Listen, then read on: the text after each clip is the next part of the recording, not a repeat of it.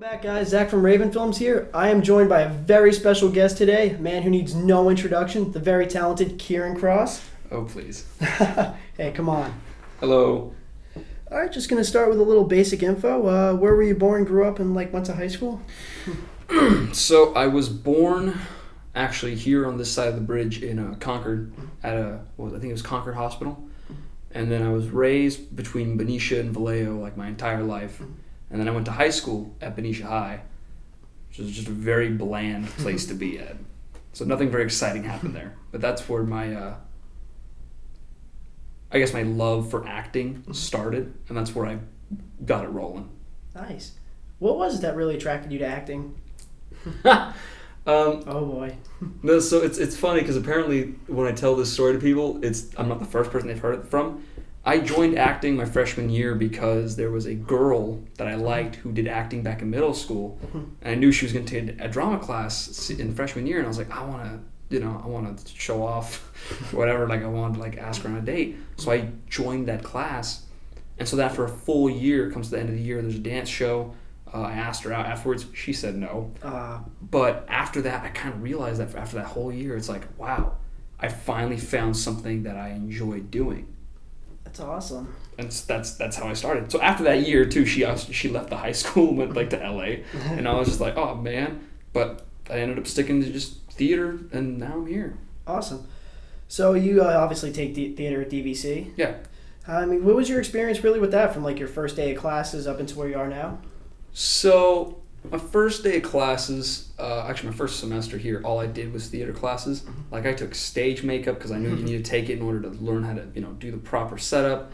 I took beginning acting. I took a couple other things, and it was really cool because even though I came from high school and I was doing advanced acting there for 3 years, and I came here and took a beginning class here, and I was like, wow, I'm actually learning things I never even learned back in high school. And then now this is my third year here.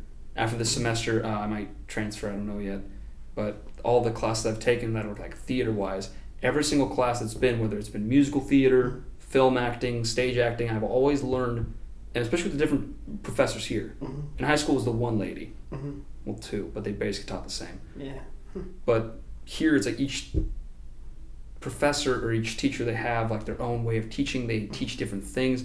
And so if you broaden your view and you take all of them, or at least different ones, you learn different things in each class.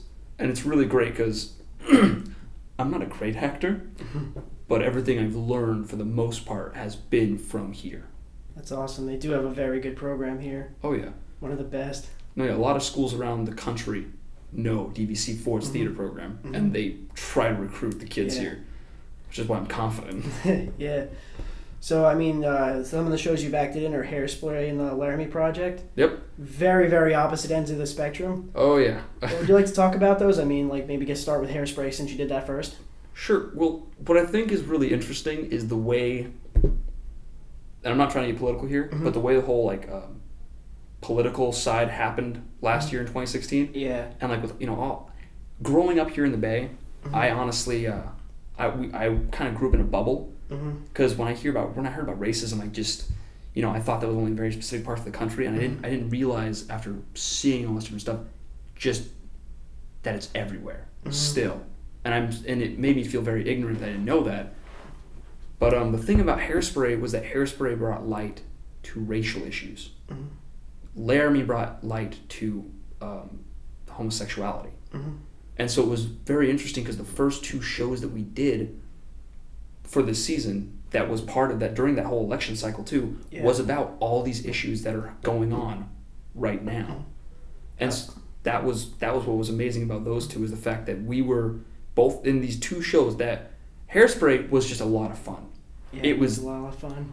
It kicked my ass. I was dancing all the time. And you actually did sing, right? Oh yeah. I'm not a great singer, but yeah. No, with all the other people there, you didn't have to focus on me. It was great.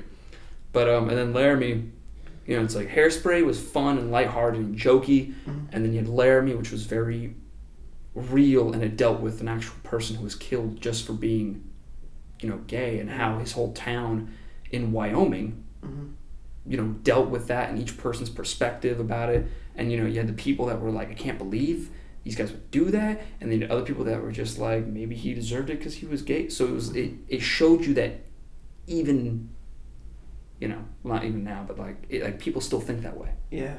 That's crazy. And the thing too is, it's like Hairspray that took place in, was it Baltimore? Like a big city. I knew that. Yeah, Baltimore. I think in the 70s, like the early 70s, was supposed to. I could be wrong, but I think that's what it is. And then you have Laramie, which is more of a rural Wyoming. Rural Wyoming, and it took place back in 1998. Yeah, so it's fairly recent too. Oh yeah, it's only the past 20 years. Yeah, I was like, discuss your role about Laramie. I mean, because you were the only actor that was actually out on stage the whole time. Well, being the narrator for that show, Mm-hmm. the narrator is the only character in the show that isn't actually real. Mm-hmm. All the people, the whole show is just interviews and it's monologues. You saw it. Yeah. And all of those people talking and everything they're saying, it's all real people that exist. Mm-hmm. We even found some of them on Facebook. Wow. Yeah, and one of them actually right now, he's in California taking his master's. Wow. One of the guys who wrote the show, like That's crazy. that was part of that theater company. He's right now here in California at Davis doing his master's. It's crazy. Mm-hmm. Like these people exist. The narrator's the only one that, he was just made up, and he was just made up to just make the whole process flow together. Yeah. And to make everything just go, cohesively, I guess. I'm not good with words. But no, it was hard because day one of rehearsal, all we did was just do the lines of the show. And at the very end of that, people were already emotional. Yeah. And so going through it, day after day after day, there were points where there were sometimes it felt like we were getting desensitized to the information because it was just constantly redoing it. But at the same time, we always felt what was being going on. And there was a few nights actually where, on stage, I actually ended up crying because, yeah, it would hit home. Yeah, it's very powerful. I mean, I'd only seen it once, and it hits you right here. Yeah. But I couldn't even imagine having to rehearse that over and over again, and then go out there and perform it, and then stay in character without breaking down. I mean, you guys should be very proud of yourself for that. I mean, I am. It was definitely one of the better shows I ever did. Not just because of how great the whole cast was and how we all did it, but also just because we actually were bringing forth a message. Yeah. And it was very prevalent to what's going on right now. Yeah. And it's the fact that Hairspray takes place in the 70s. Mm-hmm. This Laramie took place in the late 90s.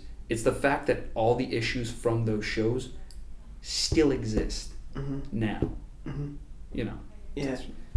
And like you said earlier, it's kind of crazy how it just happened to be that these two shows have very similar themes, I guess you would say, with that, and then took place during a very crucial time in our history with the election. And oh yeah, and there's the thing is because we don't, when you get the rights to a show like Laramie, people have been trying to get the rights to it for years. It's very fought over because of what it is and the message that it has. I think they said that we ordered it 2 to 5 years ago. So the fact that we finally got it and we're able to do the show now during this exact time, and then Hairspray as well. Yeah. It's just the fact that it all fell on what was going on, and what was really sad is I forgot what I was gonna say. So I mean, since Hairspray took place in the your standard theater, and Laramie took place in the Round, what were those two experiences like just in that itself? So with all the musicals, we do them in the proscenium theater, which is the big open space theater, which is meant for dancing and big scene set changes and all this different stuff. It's meant to host bigger shows. Yeah. And Hairspray is a big show. Laramie, when we did it in the arena, which is the theater in the Round, first off, all the student directed shows are always in there, so it was going to be there to begin with.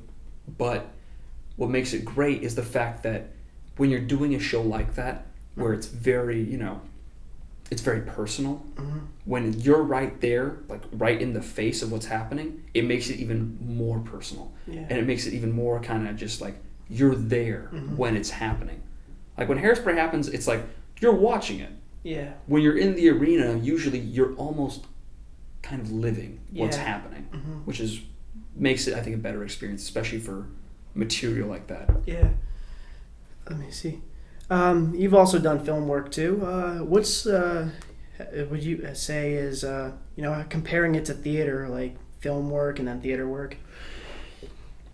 Well, that like depends, because I've done student film work. I did the Sweet Deal one with you and Lucas. That was fun. And that was a good time, and that was probably my favorite like student film to do, because it was fun, it was goofy, and I drove a car when I didn't have a license. Don't tell anybody. But no, it was just fun, and I like doing goofy stuff. The only other real like film work that I've done outside of a couple of student stuff, I worked on the Netflix show coming up, which was 13 Reasons Why. Oh, really? I did some background work for that, and I was the photo double for the lead guy. Wow. And that's cool. The only thing that made that less fun was the fact that you're kind of just sitting around all day. Yeah. And it's like I remember they got me into the hair and the makeup and the wig and all that, and I was sitting around. They used me for 40 minutes, and then I just kind of waited for like 8 hours. Jeez. Doing nothing, and I was just kind of hanging out, and I met some people and talked to some people. But other than that, I was just I just did nothing for the whole day, and so it's kind of it's work. So I'll take it because it is work, and also doing like Netflix stuff. Like Netflix is awesome, and the fact that also the story itself of that show is very deep as well. See it when it comes out. You probably won't see me, but it's good. We'll keep an eye out for you. Yeah. But no, it's just I guess film work, depending on who you're working with, student films, a lot more like fun and goofy and lighthearted. Yeah. Whereas like theater work, I guess that's what I started with. So that's more what I'm just used to. Yeah. All right, I'm gonna put you on the spot right now. Would you like to talk about your Irene Ryan Award? Oh God. So DVC, along with lots of other schools around the country, first of all, every show that we do, we have someone who comes along called an adjudicator, and they adjudicate each show, and what that means is they critique it. So each show, after one of the performances, they will come, we have to wait around for them, and they come and they talk to us, and they say, all right, this is what I like, this is what you could have improved on, da-da-da-da-da, all this stuff. Sometimes you have people that all they do is compliment you, and sometimes you have people that all they do is kind of just rag on you, and it all depends on who the person is and what the show is, and if they actually like the show. Because they apparently don't get to pick where they get to go. They're sent by like the people who do the whole process. So Laramie, we had a person come, I forget her name sadly, but she was so nice.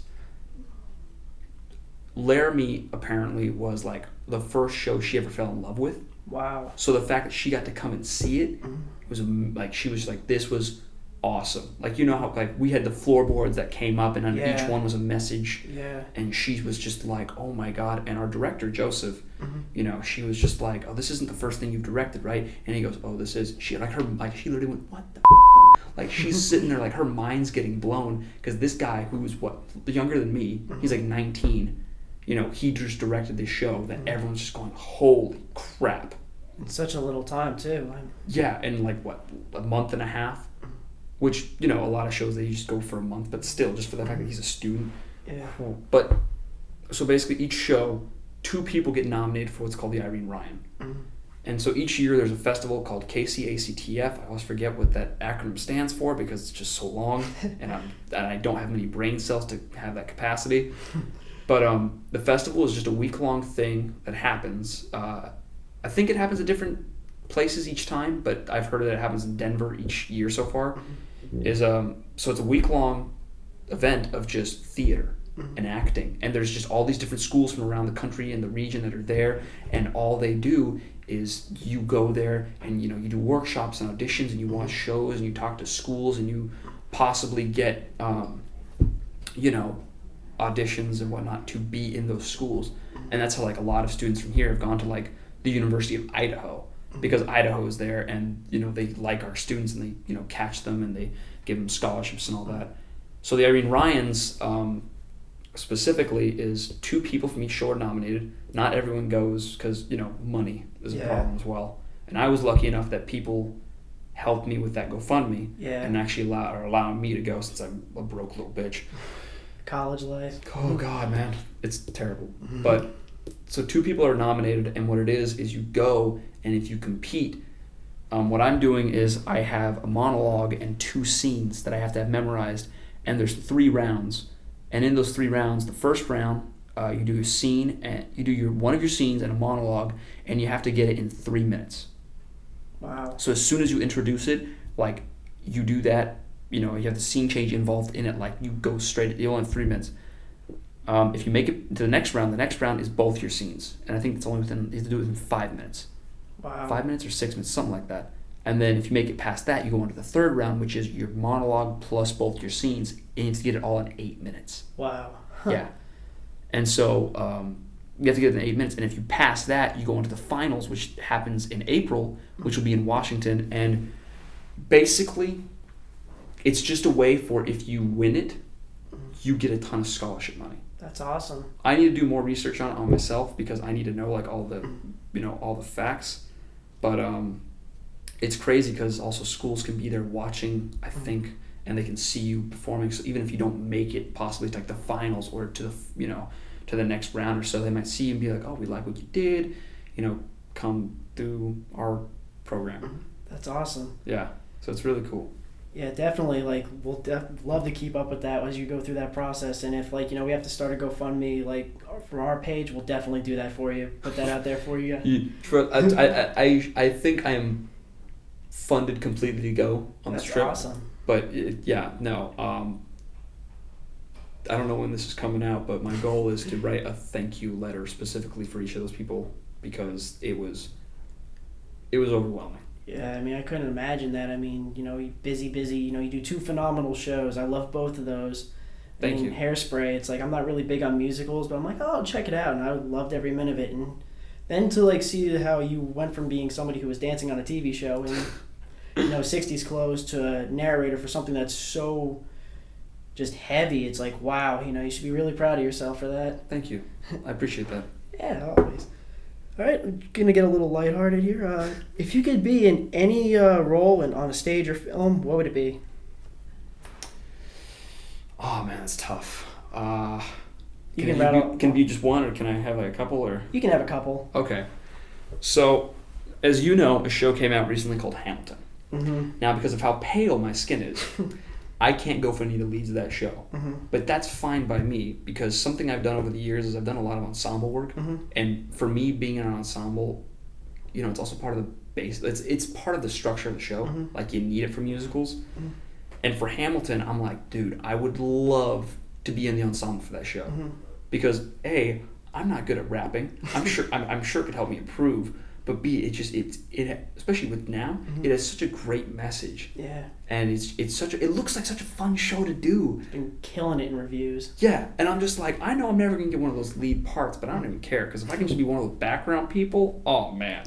Someone said I could be King George, and I was like, I'll do King George. Awesome. But if I had to pick like anybody else, I guess it would be like not like a main like hero, but how like Marvel and DC have been doing their superhero movies. I would like to be in a Marvel film as like kind of like a side hero, like not one of like the main people, but just one of the side ones. Kind of like how Tom Holland came in the last Captain America movie as Spider-Man, and all of a sudden he had such great lines and he was so funny. Part. Like, that's all I want to do is I want to come in for a little bit and just have some funny lines and just be like, you have the right to remain silent as I'm beating the shit out of somebody who's just going, what the is wrong with this kid? Sorry. Yeah, I don't know, like for film, like I don't see myself being like lead characters. I would love to just be like side people that just come in and they're just like, hey man, what's cracking? And then you never see me again. Like, that's it. That's awesome. So what are your plans as far as like schooling and acting for the next year that you have planned out so far? Well, I'm horrible with planning, and and right now I'm horrible with being on places on time, sadly, because I'm just a piece of shit. Don't say that. But too hard on yourself.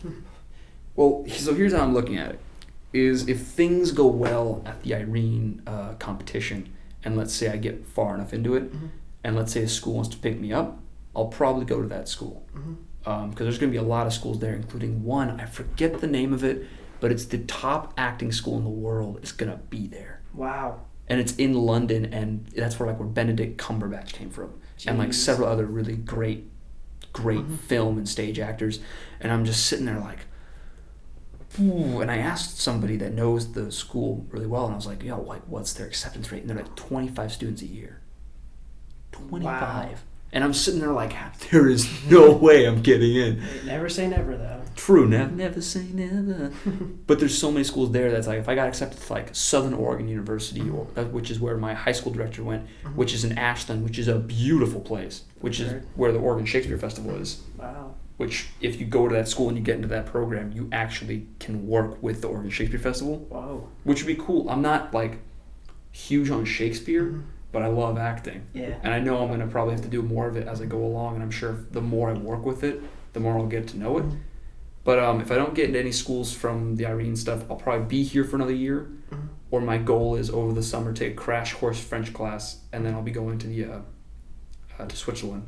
Nice. Because I have citizenship there. Oh, cool. And I would like to just, you know, I don't. They're not really big on acting, I think, but just to like have that experience. Exactly. See a whole new place. Yeah. Plus, you know, I've been wanting to start a YouTube channel forever. Yeah. So that might be my chance to do it. Yeah. So who knows?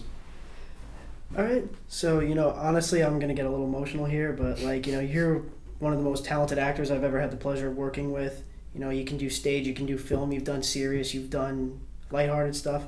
What advice would you have for an up-and-coming actor or actress? Well, first of all, thank you. It's a very nice compliment. Gotta give me a second to really think of my words, because I'm not the best with my words. But I'd say, at least one of the key things is you need to be able to be committed to it. One of the things I got told before leaving high school is that you might not get cast in anything for 10 years, but you need to be willing to go at it for 10 years. Because, you know, if you want to do this, you need to be, you know, you need to actually be driven to do it. You need to be dedicated to it. You need to be focused on it.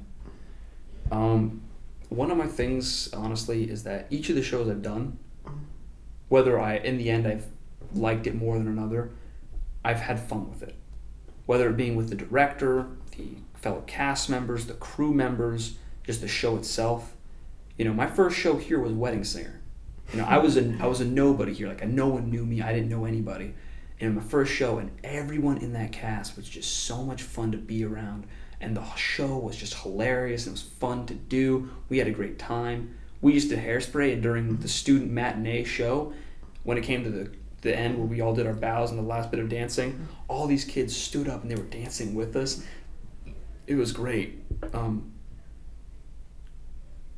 There's a lot of different things, like a lot of different directors and like teachers and professors and people tell you different things about acting that they think is the best. And for me, I'm doing this because I love acting. I'm doing this because, honestly, I've looked at other professions. I've looked at other things to do. I've tried other things to do, and my heart's just not in anything else. Like, I love doing the work. And some of my directors and teachers don't like it when their students say this, but I love it. I like making people, I love to make people laugh. I love to make people, you know, think. I like to give, you know, when there's a message in a show, like Laramie or like Hairspray, I love to be able to deliver it. And whether you laugh or you cry, if you can take that and it means something. I like it when people who watch the things that I do, watch it and they can think about it. And they can, you know, be like, oh yeah. Even if they don't like the show, if there's something they can take away from it. And if there's something that you can take away from every single show, because there are shows that I've done where I'm like, man, that's probably the best I've ever done for this or that. Hairspray was probably the most dancing I ever did, and it kept me in shape, and I was like, the fact that I stuck up with it, I mean, I was sweating balls by the end, but it was great. And see, like right now I'm getting so off topic, but advice. Honestly, if you're going to do this, you need to have fun. You need to love what you do, which is honestly advice for anything, because I cannot imagine being stuck in a cubicle somewhere doing, you know, paperwork. Like, that's not for me. And I know it's not for a lot of people that end up doing it. You need to love what you do. That's really, if you're doing this because you just love being on stage and you love, performing, or you love acting, you love the craft, you love whatever it is about it, as long as you are enjoying what you're doing, that's all that matters. And I know it's super cheesy, but no, not at all. But honestly, like, the people that I have the most fun with when I do these shows, when I do these performances, are the people who take it seriously, and the people who have fun with it, and the people who are there not because they want to get paid. Because right now we're in college theater. We're paying to do the show. It's a unit. We're paying $40 to do it, but we're doing it because we love it. And that's really like the best, I guess, advice that I can give is that if you're gonna do this, do it because you want to, do it because you love to do the work, and because you love the craft. Wow, that's deep. Well, it's like a lot of people. They want to become famous, and they want to get paid all the big bucks to do the stuff. I don't want to be famous because I've seen how Hollywood treats some of their celebrities, and I'm like, I don't feel like having my personal life being dug into every day by a magazine. But if I can, make people laugh or cry, or make people think, and if I can make people feel something, and give them something to enjoy in some way or another, then I feel like I've done my part. Wow. Yeah. All right, guys. Thank you for coming today, Kieran. Always a pleasure to have you. Thank you. All right. Guys, so Kieran will be playing Peter in our upcoming short film, Reader. And you will also be in the DVC school play, You Can't Take It With You. Oh, yeah. Coming soon. When is the opening night?